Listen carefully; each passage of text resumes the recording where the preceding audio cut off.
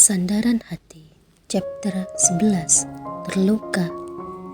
Tidak memiliki agenda, malam ini Azad benamkan dirinya di ruang kerja. Setelah selesai makan malam bersama, ditemani sebatang rokok yang mengepul, tiba-tiba suara dering ponsel mengagetkan Azad dari lamunan. Ia intip layar ponsel yang tergeletak di meja kerja. "Ayah," serunya cukup kaget.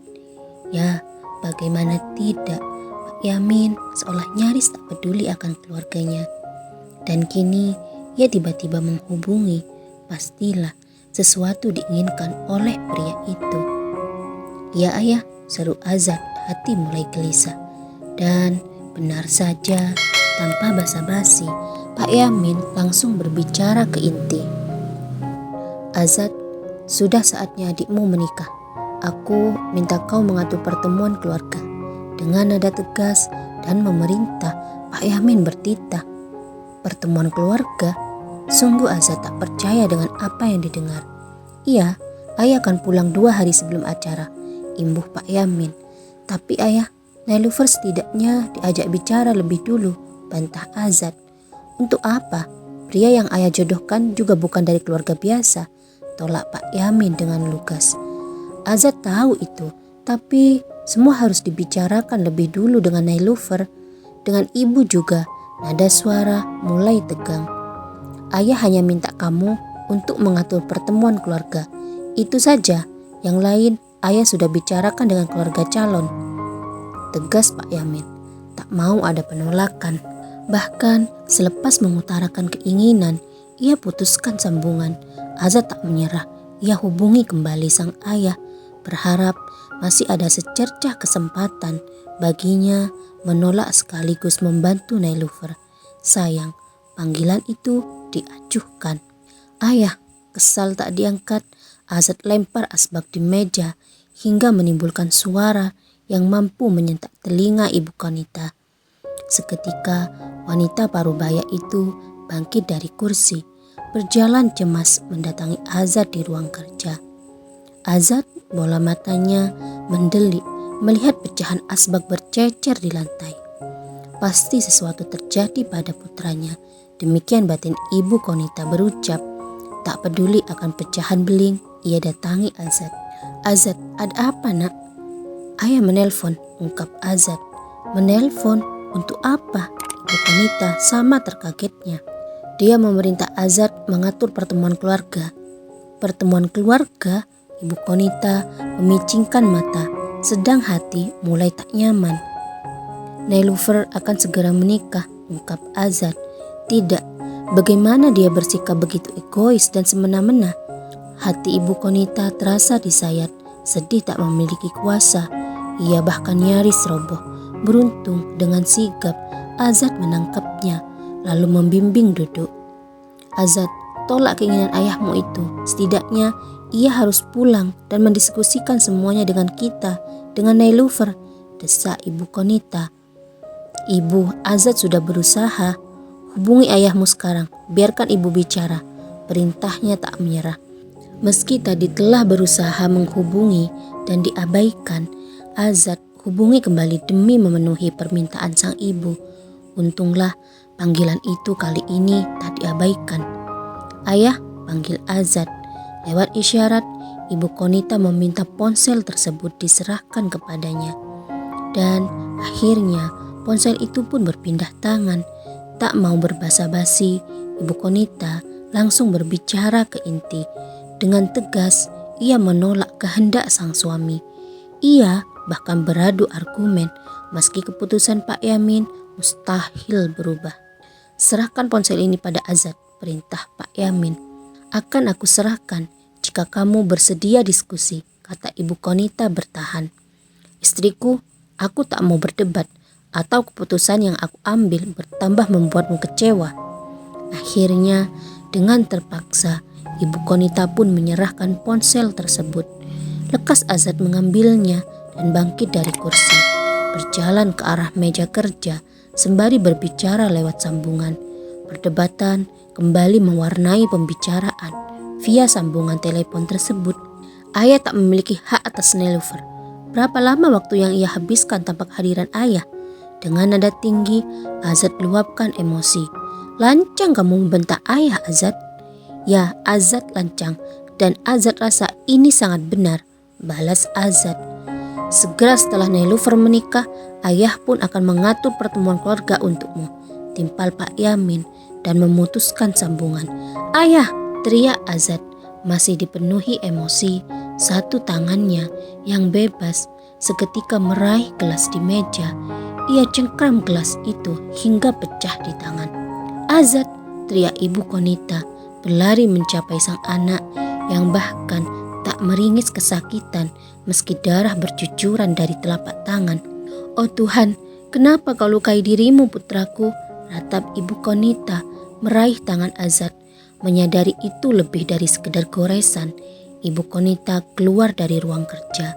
Berteriak ia memanggil asisten rumah. Iya ibu, seorang asisten datang dengan berlari. Hubungi dokter, minta datang ke sini segera. Dokter? Iya, putraku terluka, imbuhnya. Segera asisten rumah tangga itu melaksanakan perintah sang majikan. Dihubunginya dokter keluarga. Namun sungguh tak beruntung, dokter yang dimaksud tengah berada di luar kota. Lalu bagaimana ini dokter? Ratapnya. Tenanglah, saya akan minta dokter lain datang, jawabnya melegakan hati asisten tersebut. Benar saja, begitu sambungan berakhir, dokter tersebut menghubungi Farshad. Baginya, pastilah banyak tenaga kesehatan di klinik dan mungkin mendapatkan bantuan. Tumben menelpon, seru Farshad langsung melontarkan tanya. Ah itu butuh bantuan, jawabnya. Bantuan apakah itu? Itu kediaman Yamin butuh dokter sekarang. Ini aku di luar kota. Sudah bisa ditebak. Dan sayangnya aku pun di luar. Mungkin di klinik mereka bilang ada yang terluka, terang dokter tersebut. Terluka? Oke, aku hubungi klinik. Tapi mereka bersedia menjemput kan? Pasti itu. Tunggulah kabar dariku. Segera setelah sambungan berakhir, Farshad hubungi nomor kontak Cassandra. Ya, seketika nama wanita itu nyangkut di kepala. Ada apa? Sahut Cassandra di sambungan telepon. Apa kau masih di klinik? Ya, ini siap-siap pulang. Oh, bisa bantu aku? Sepertinya ada yang serius. Jika itu menyangkut hati, aku tak sudi, tolak Cassandra. Bukan, datanglah ke keluarga Yamin. Ada yang terluka di sana. Keluarga Yamin? Siapa itu? Kenapa tak datang ke klinik? Cerca Cassandra, bukannya langsung mengiyakan. Please, janganlah bertanya ini itu. Tunggulah di sana, dalam 5 menit akan ada yang menjemput, kata Farshad malas menanggapi rentetan pertanyaan. Ia bahkan mengakhiri sambungan, padahal Cassandra belumlah menyetujui. Dasar tuan muda, umpat Cassandra. Walau sejujurnya tak berkehendak, ia pinta Alina menyiapkan peralatan medis. Dan benar saja, dalam hitungan menit mereka yang diutus datang. Cassandra serta Alina bergegas meninggalkan klinik. Alina, siapa itu keluarga Yamin? Tanya Cassandra. Mereka di kursi depan, termasuk supir, spontan melirik kaca spion. Alina yang mengerti sengaja tak menyahut. Meski Cassandra menyenggol lengannya, wanita itu setia tutup mulut. Kenapa Alina bungkam? Emang siapa sih keluarga Yamin ini? Gerutu batin Cassandra, menahan rasa ingin tahu. Dan begitu mobil itu memasuki gerbang rumah, mata Cassandra terbeliak. Sungguh ia tak percaya, di tempat terpencil itu berdiri istana megah. Pastilah pemilik istana tersebut jajaran orang kaya, top 5 atau mungkin top 3. Mari, seru seorang pengawal. Anggaplah demikian, karena sikap serta lagaknya bak kaki tangan atau bodyguard. Cassandra tak menimpali. Sebaliknya, ia percepat langkah kaki memasuki lantai 1 istana tersembunyi tersebut. Mendengar suara langkah kaki, Ibu Konita berhambur keluar dari ruang kerja. Inikah dokternya? Tanyanya dengan raut penuh kecemasan. Benar nyonya, sahut sang kaki tangan.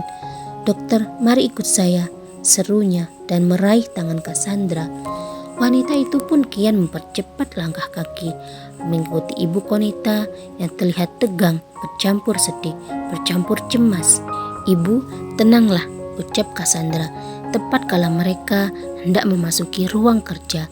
Senyum pilu diberikan oleh ibu Konita sebagai respon.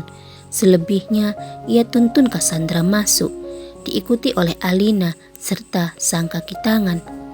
Setengah menopang dirinya di tepi meja kerja dengan tangan dibiarkan bergelantungan. Dan kala pertama mata melihat, dada Cassandra dibuat semburat lantaran terkaget. Tak menyangka untuk sekian kalinya ia bertemu dengan Azad, pria dingin dan acuh. "Anda?" serunya, bahkan menunjuk Azad. Sama sekali Azad tak menunjukkan keterkejutan. Sikapnya masih seperti biasanya, dingin dan acuh. Ia bahkan membuang muka kala bersuara, "Ibu." Seketika ibu Konita berhambur datang, diikuti oleh Cassandra serta Alina. "Duduklah dengan tenang," ucap Azad dengan suara rendah ditujukan pada sang ibu. Oh, sungguh sikap lembut Azad tak pelak membuat hati Cassandra luluh. Seperti apa sebenarnya karakter lelaki itu? Demikian rasa ingin tahu seketika muncul di hati walau tak terucap. "Alina, letakkan tas itu di meja," perintah Cassandra. Dengan patuh, Alina menaruh tas cukup besar dan terlihat berat di meja. Ia juga membukanya dan mengeluarkan beberapa peralatan medis tanpa disuruh. "Maaf, berikan tangan Anda," perintah Cassandra.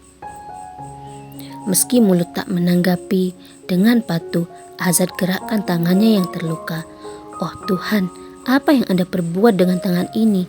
serunya membuat Azad tak nyaman alias risih. "Bukankah tugasmu mengobati? Jadilah pengacara jika ingin bertanya ini itu." Ah, betapa pedasnya itu kata hingga dada Cassandra terasa panas menahan marah. Andai ia tak datang sebagai seorang dokter, pastilah wanita itu tak sudi bungkam. Alih-alih melampiaskan ketersinggungan, ia angkat kepala. Ditatapnya Azad dengan tajam. "Alina." Dengan sigap, wanita itu menuangkan hand sanitizer, lalu menyerahkan sarung tangan pada Cassandra. "Dokter, bagaimana lukanya?" tanya ibu Konita tak tenang di sofa. "Tenanglah ibu, ini tidak parah," jawab Cassandra dan melanjutkan perawatan luka. Tak nyaman dengan posisi berdiri setengah menunduk. Dengan tegas, Cassandra meminta Azad berpindah ke kursi di mana ibu Konita duduk. Alih-alih tak mau bersikap patuh, lelaki itu malah duduk di kursi kerja. Dan ya, tetap saja Cassandra harus berdiri setengah membungkuk. Di hati, ia tak henti mengumpat. Tetapi mau bagaimana lagi, perannya sebagai dokter membelenggu jiwa pemberontak pada dirinya kini. Dalam kebungkaman mulut, ia fokuskan diri merawat luka itu, mulai dari membersihkan, memastikan tak ada pecahan yang menempel di luka, dan mengobati luka tersebut dengan hati-hati. Saat Azad meringis menahan perih, tanpa dipandu, mulut Cassandra bersuara, "Tahanlah, ini memang sedikit perih di awal." Sebagai tanggapan, Azad gerakkan bola mata, memandangi Cassandra. "Alina, kain kasa." Satu tangan Cassandra disodorkan ke arah Alina dan kain kasa yang diminta pun diberikan dengan sigap. "Tuan muda Azad, sayangilah tanganmu, semoga lekas sembuh," ucapnya, mengakhiri balutan kain kasa yang menyilang pada telapak tangan Azad. Lelaki itu tak berkomentar, sebaliknya ia tatap Cassandra lagi. "Bagaimana dokter?" tanya ibu Konita. Setelah sedari tadi hanya duduk diam menyaksikan. "Ibu, untuk sementara waktu ia tak bisa dengan leluasa menggunakan tangannya. Akan saya resepkan obat dan Alina akan mengajari ibu merawat luka ini sampai sembuh," jawab Cassandra. "Terima kasih dokter." "Sama-sama." Dan sebelum pamit, selagi Cassandra melepas sarung tangan, Alina mengajari ibu Konita untuk merawat luka itu, termasuk bagaimana mengganti perban. "Ibu, ini resep obatnya. Maaf, saya tak bisa berlama-lama," seru Cassandra dan menyerahkan selembar kertas resep. diantar oleh Ibu Konita juga sang kaki tangan. Cassandra serta Alina pun keluar dari ruang kerja itu. Tak dinyana saat melewati ruang keluarga, Nilofer yang sedari tadi bersemedi di lantai atas dan tak tahu kejadian di keluarga itu terlihat kaget melihat Cassandra. "Dokter," tegurnya. "Oh, Nona Nilofer," balas Cassandra. Bagaimana dokter berada di rumah saya?" "Ah, itu untuk mengobati anggota keluarga ini." "Mengobati? Siapa yang sakit, Ibu?" tanya Nilofer cukup terkejut. "Itu kakakmu," jawab Ibu Konita berusaha bersikap santai. "Kakak? Ya, syukurlah itu bukan hal serius. Nona Nilofer, saya pamit dulu," timpal Cassandra. "Oh, terima kasih." Hanya itu yang mampu terucap dari mulut Nilofer. Selebihnya, segera setelah Cassandra berlalu, wanita itu berlari menengok sang kakak. "Kakak!" teriaknya memanggil Azad. Mendengar suara lantang Nilofer, dalam sekejap kilat, raut wajah Azad berubah menjadi kalem dan tenang. "Ya Tuhan, apa yang terjadi dengan tangan kakak?" cercanya, manakala bola mata menangkap tangan Azad dibalut perban. "Ah, ini hanya kecelakaan kecil." "Kecelakaan? Bagaimana bisa?" Sepertinya Nilofer tak puas. Ia raih tangan itu untuk memeriksa kondisi yang sebenarnya. "Apa kakak menggunakan tangan ini untuk beradu jotos?" tanya Nilofer serius.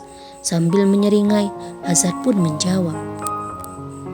"Ada kalanya pekerjaan tak sesuai dengan prediksi dan ini hanya luapan kekesalan. Lalu dokter cantik itu datang mengobati kakak," kodanya dengan berani menyungging senyum. "Nay," tegur Azad menekan intonasi suara. "Sepertinya kakak berjodoh dengan dokter itu," lanjutnya bermain dengan temperamen sang kakak. "Nilofer," sentak Azad. Jelas ia tak suka akan godaan itu karena jujur ia tak memiliki ketertarikan baik itu pada Cassandra ataupun wanita lain untuk saat ini. "Aku kan hanya bercanda, Kak," timpal Nilofer membela diri. "Sudahlah, kakak mau istirahat," balas Azad berlalu begitu saja meninggalkan Nilofer.